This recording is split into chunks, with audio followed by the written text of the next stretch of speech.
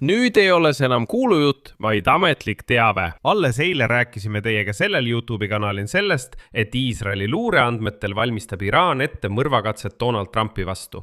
Ja juba täna kinnitas USA president ise esimest korda avalikult, et ta on Iraani likvideerimisnimekirjas sihtmärk number 1 ning avaldas, et on selleks puhuks jätnud oma administratsioonile ja sõjaväelastele konkreetsed juhised.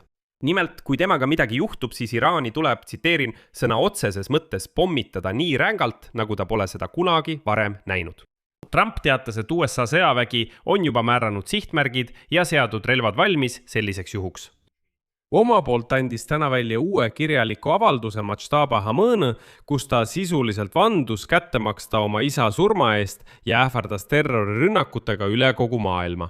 Ja selle isikliku ähvarduse taustal areneb teine strateegiline sensatsioon. Satelliidipildid näitasid, et vastastikuse mõistmise memorandumil ei olnud veel tintki kuivanud, kui Iraan oli juba alustanud oma tuumarajatiste taastamist.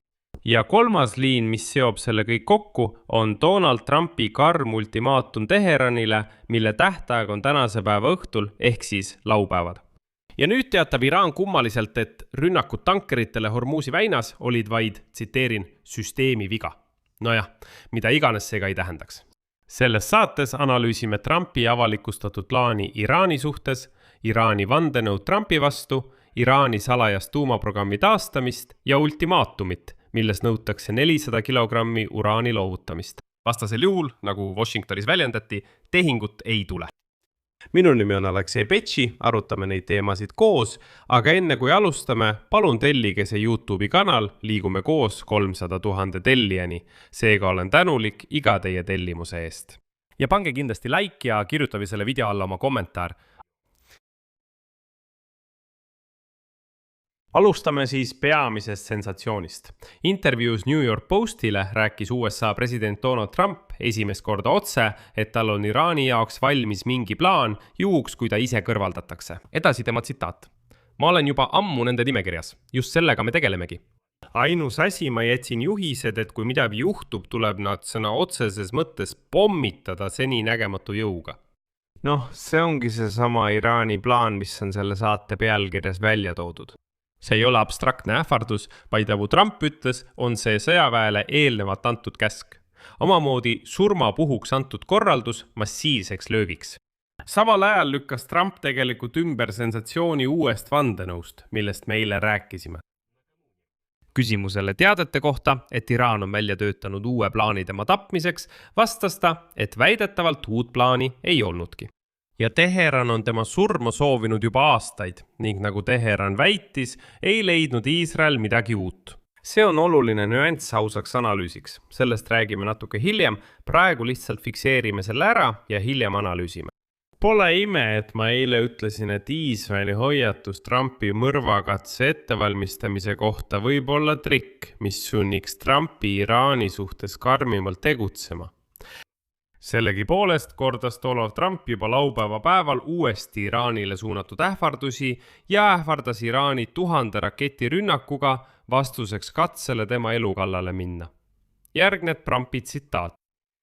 1000 raketti on laetud ja suunatud Iraani Islamivabariigi pihta ning veel 1000 järgnevad kohe, kui Iraani valitsus oma ähvarduse täide viib. Sooritada atentaat või atentaadi katse Ameerika Ühendriikide ametis oleva presidendi vastu. Antud juhul minu vastu. Käsk on juba antud ning Ameerika sõjavägi on valmis, soovib ja suudab 1 aasta jooksul võimalusega pikendada, täielikult hävitada kõik Iraani piirkonnad. Au olgu Allahile, kirjutab Trump. Tuletan meelde, et varem hoiatasid Iisraeli võimud USA'd, et Iraan valmistab ette Donald Trumpi mõrvakatset, mis sundis Washingtoni tugevdama presidendi turvameetmeid, sealhulgas NATO tippkohtumisel Türgis. Et mõista, mis toimub, on vaja natuke tausta. Teherani vaen Trumpi vastu ei ole abstraktne. Sellel on, nagu öeldakse, täpne alguskuupäev. Sest Iraan on avalikult seadnud sihiks USA presidendi tapmise juba alates 2020. aastast, kui Trumpi käsul likvideeriti Bagdadis eriüksuse kutskomandör Qasem Soleimani. Ja sellest ajast alates on kättemaks Soleimani eest saanud Teherani režiimi jaoks auasjaks. ja juba täna avaldasid Iraani meediaväljaanded Iraani ülemjuhi Mojtaba Khamenei kirjaliku avalduse, milles ta vandus likvideerida tema isa Ali Khamenei surmas süüdi olevad isikud. Edasi tsitaat, mille Iraani meedia omistab Mojtaba Khameneile, keda, tuletan meelde, pole keegi tegelikult näinud. Tsitaat. Me vannume kätte maksta teie vere eest ja kõigi nende 2 sõjamärtvete vere eest, karistades häbisse sattunud mõrvareid. Kättemaks on meie rahva nõudmine ja see peab kindlasti teoks saama. Ajatolla ja teiste iraanlaste hukkumise eest vastutavate nimed on kõigile teada. Oleme me siin või mitte, see viiakse ellu. Ja peagi hakkavad vabadust armastavad inimesed üle kogu maailma täitma oma osa sellest jumalikust missioonist. Ja siin on see viimane lause iraanlaste kohta. Üle kogu maailma, see teeb kõige rohkem murelikuks, sest see võib olla vihje terrorirünnakutele Euroopa, Ameerika ja üldiselt kogu maailma linnades. Ja siin tasub märkida, et viimastel aastatel on Donald Trumpi vastu nurjunud mitu atentaadikatset. Kõige kõmulisem oli miitingul toimunud tulistamine Butleris, Pennsylvania osariigis 13. juulil 2024 aastal, kui kuul läks vaid mõne sentimeetri kauguselt peast ja riivas Donald Trumpi kõrv. 2026 aasta veebruaris määras kohus eluaegse vangistuse mehele, kes üritas Donald Trumpi maha lasta Floridas golfiväljakul juba 2024 aasta septembris. Aprillis peeti ajakirjanikega õhtusöögi ajal kinni relvastatud isik, siis kostsid samuti plahvatused. Ja alles hiljuti süüdistati 8 inimest Donald Trumpi sünnipäevale kavandatud terrorirünnaku ettevalmistamises. Plaan nägi ette droonide ja snaiprite rünnaku. Väidetavalt plaaniti seda läbi viia UFC show ajal Valge Maja lähedal. Ja kõige värskem taust, see on kõige süngeim taust. Iraani tapetud ülemjuhi Ali Khamenei matustel rullisid osalejad lahti hiiglaslikke transparente üleskutsega Donald Trump likvideerida. Ja ka Trumpi enda reaktsioon näitab, et ta võtab ohtu tõsiselt, isegi igapäevasel tasandil, kuigi muidugi kiitleb ka, kuid siiski saab aru, et oht tema kohal on reaalne. NATO tippkohtumisel Ankaras nimetas ta iraanlasi, tsiteerin, rämpsuks ja pidas valju tiraadi, tsiteerin, neil olid juhid, nad kadusid, siis olid teised, ka nemad kadusid, nüüd on uued, võib-olla ka nemad kaovad. Ja teate mis? Ka mina võin kaduda, sest ma olen nende sihtmärk number 1. Ja pärast NATO tippkohtumist teel koju vahetas president Trump, tuletan meelde, lennukit. Valge Maja kinnitas hiljem, et see tehti seestpoolt, turvakaalutlustel. Tuletan meelde, et Ankarasse tõi ta kohale lennuk number 1, mille Katari riik hiljuti Ameerika Ühendriikidele kinkis. Tagasi lendas Trump juba vana Air Force One'iga, mis on juba ammu, kui nii võib öelda, Valge Maja kasutuses olnud. Ja esimene lennuk jäigi niimoodi Ankarasse. Hiljem näidati seda väidetavalt mingitele Ameerika sõjaväelastele, aga asja mõte on selles, et lennuk vahetati ilmselt turvakaalutustel välja. Nüüd aus märkus, ilma milleta analüüs ei oleks tõene. Selle Trumpi vastu suunatud atentaadi vandenõu ümber on justkui teine kiht. Tuletan meelde, et Trump ise väitis, et iisraellased ei leidnud väidetavalt midagi uut, aga just nemad levitasid infot selle uue vandenõu kohta. Ja eelmisel päeval arvasid mitmed Ameerika ametnikud, et Iisraeli raport uuest konkreetsest plaanist võis olla mõjutusvahend. See tähendab katset survestada Trumpi karmimale kursile ajal, mil ta mõtles, kas suurendada rünnakuid Iraani vastu. Ja USA ise, nende ametnike sõnul, neid andmeid iseseisvalt ei kinnitanud. Sellest võib teha järgmise järelduse. Trumpi jaoks on ohureaalsus väieldamatu. Seda kinnitab juba 6-aastane ajalugu pärast Suleimani likvideerimist, kuid värske plaani üksikasjad on siin luureteenistuste mänguobjektiks. Ja see, et Trump avaldas oma sõjalised juhised administratsioonile just praegu, on ühtlasi tugev survesignaal Teheranile. Täpselt läbirääkimiste keskel. Nii et isiklikust ohust on saanud osa suurest kauplemisest. Ja samal ajal, kui kogu see draama Trumpi atentaadi ümber käis, ilmus uudis, mis tabab otse tuumaleppe südamesse. Satelliidipildid, mis varem ei olnud USA valitsuse nõudmisel kättesaadavad, jõudsid ajakirjanikeni ja näitasid, et Teheran hakkas tuumarajatiste tööd taastama juba pärast vaherahu, ehk, nagu te teate, vastastikuse mõistmise memorandumi allkirjastamist 17. juunil. Uusi satelliidipilte juunist ja juulist analüüsisid CNN koos teaduse ja rahvusvahelise julgeoleku instituudiga ning need näitavad, et Iraan võtab meetmeid rajatiste remondiks ja rekonstrueerimiseks, kus võis olla hoitud rikastatud uraani. Alguses ehitati löökaukude kohale ajutised varjualused, kuid nädalate pärast, kui memorandum oli veel jõus, ilmusid objektidele betoonisegistid ning need varjualused eemaldati ja asendati lihtsalt võrguga. Eksperdid ütlevad, et veoautod ja betoon on märk sellest, et iraanlased kavatsevad sulgeda ameeriklaste ja iisraellaste löökidest tekkinud augud ning siiski taastada juurdepääsu tuumarajatistele. Viimastel nädalatel on objektide juures selgelt fikseeritud tehnikat, mis siseneb ja väljub tunnelitest. Kuigi, rõhutan, sama Trumpi sõnul olid kõik sisse- ja väljapääsud juba hävitatud. Jutt käib konkreetsetest punktidest. See on objekt Partšini asulas Teherani all, mida Ameerika kampaania ajal Iraanis eelmise aasta juunis tabati mitu korda.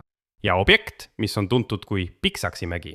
See tõstatab peamise küsimuse, kas Iraan ise ei rikkunud vastastikuse mõistmise memorandumit, mis allkirjastati juuni lõpus. Ja tuletan veel meelde, et eile ütles Trump sõna otseses võttes, et rikastatud uraan on maetud ja seetõttu võib arvata, et Iraani denukleariseerimise eesmärk on justkui saavutatud. Ja lõpuks kõlas uus ultimaatum, mille tähtaeg saabub täna õhtul laupäeval 11. juulil. Washington nõudis ametlikult otsekanalite kaudu ja vahendajate abil Teheranilt, et laupäeva 11. juuli lõpuks tunnistaks Iraan avalikult, et Hormuzi väin on kõigile avatud ning lubaks viivitamatult lõpetada rünnakud kaubalaevade vastu. Põhjuseks on merelised kokkupõrked Hormuzi väinas, mida USA peab memorandumit rikkumiseks. Ameerika ametliku sõnastus oli äärmiselt karm. Kui Teheranilt ei tule garantiisid, siis ei saa see olema nende jaoks just parim päev. See oli tema tsitaat. Kuid kõige plahvatusohtlikum nõue on muidugi tuumaalane. Reuters andmetel nõuavad Ameerika Ühendriigid, et rahulepet pole võimalik sõlmida enne, kui Ameerika Ühendriikidele antakse üle rohkem kui 400 kilogrammi kõrgelt rikastatud uraani. Ja kui keeldutakse, kaalub Washington nii sõjalisi kui ka majanduslikke surveabinõusid. Ja nüüd Trumpi leiris vihjatakse, et lähiajal, kui Iraan sellele nõudmisele ei vasta, siis sõda jätkub. Nüüd on selge, miks satelliidipildid ja tuumaprogrammi taastamine Iraanis on nii olulised. Iraan parandab uraanihoidlat täpselt sel hetkel, kui USA nõuab, et see uraan neile üle antaks. Samal ajal on Iraani režiim juba välja mõelnud ettekäände. Kuidas te arvate, kuidas Teheran täna oma rünnakuid laevadele Hormuzi väinast selgitas? Peaaegu anekdootlikult. Iraan teatas Ameerika võimudele, et rünnakud Hormuzi väinas olid, tsiteerin, süsteemi rikke tagajärg.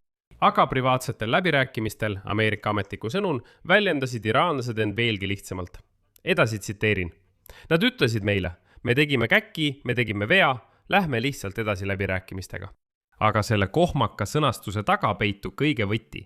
See on just see, mida me teiega alles eile arutasime siin YouTube'i kanalil. Lõhe Iraani režiimi sees. Ja see tuleb üha selgemalt esile. USA luure märgib, et Teheranis puudub ühtsus. Osa läbirääkijaid tahab diplomaatilist teed jätkata. Aga karmid rühmitused, radikaalsed rühmitused seisavad sellele rahuleppele aktiivselt vastu ja võitlevad mõjuvõimu pärast. Ja nii, iraanlaste versiooni kohaselt, mille nad edastasid Washingtonile, avasid just radikaalsed jõud tulekaubalaevade pihta Hormuzi väinas, püüdes nurjata kõik võimalikud läbirääkimised ameeriklastega ja taastada oma mõju. See seletab kõik korraga ja rünnakud vaherahu kiuste ja tuumarajatiste salajane remont ning võib-olla isegi need jutud atentaadist Donald Trumpile. Nagu öeldakse, on Iraan, kes tahab sõlmida kokkulepet ja edasi normaalselt elada, ja on Iraan, kes tahab selle igal juhul nurjata. Täna peab Maskatis Iraani välisminister Abbas Araghchi, keda muide eelmisel päeval Teheranis rahva hulk kividega loopis, läbirääkimisi Omaani välisministriga, mis on pühendatud kriisile Hormuzi väinas. Ja just pärast seda tippkohtumist ootab Washington ametliku deklaratsiooni. Ja seejärel Saudi Araabia meedia andmetel peaksid juba 12. juulil USA ja Iraani tehnilised töörühmad kohtuma Pakistanis. Kogu selle loo järeldus on see, et praegu mängivad kõik väga palju diplomaatilist mängu.